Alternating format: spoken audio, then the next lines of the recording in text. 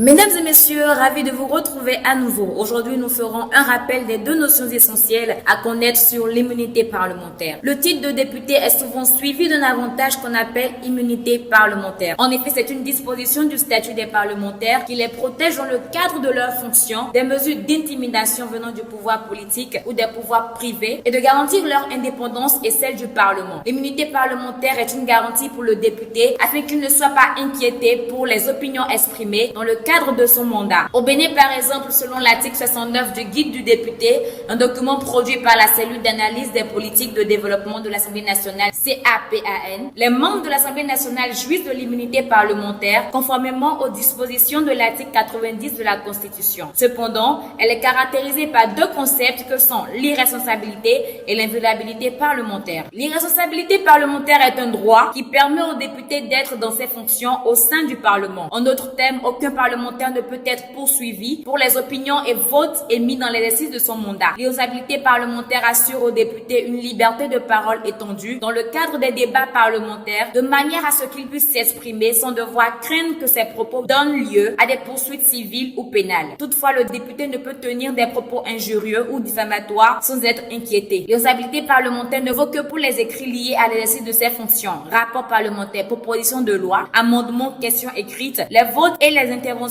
faites dans l'exercice de ses fonctions, en séance publique, en commission ou dans le cadre d'autres instances de l'Assemblée nationale. En ce qui concerne l'inviolabilité parlementaire, elle implique essentiellement la durée des sessions où toute poursuite ou arrestation d'un député doit être, sauf flagrant délit, autorisée par l'Assemblée nationale. En dehors des sessions, l'autorisation d'une quelconque poursuite doit être donnée par le bureau de l'Assemblée nationale. Dans la Constitution tunisienne, la notion d'inviolabilité est garantie par l'article 69 qui dispose que si un député se prévaut par son immunité pénale, il ne peut être ni poursuivi ni arrêté durant son mandat dans le cas d'une accusation pénale tant que son immunité n'a pas été levée. Cette disposition permet aux élus d'échapper à une arrestation ou toute autre forme de poursuite même lorsqu'ils enfreignent expressément la loi en dehors de leur fonction de député. On peut ainsi donc comprendre que chaque député est à l'abri de toute poursuite pour crime ou délit pendant son mandat à moins que son immunité parlementaire ne soit levée. Ce sera tout pour ce jour. N'oubliez surtout pas de vous abonner à notre chaîne YouTube et de nous visiter sur notre site internet via www.hémicycledafrique.com et n'hésitez pas à nous suivre sur nos différents réseaux sociaux, Facebook et Twitter. Portez-vous bien.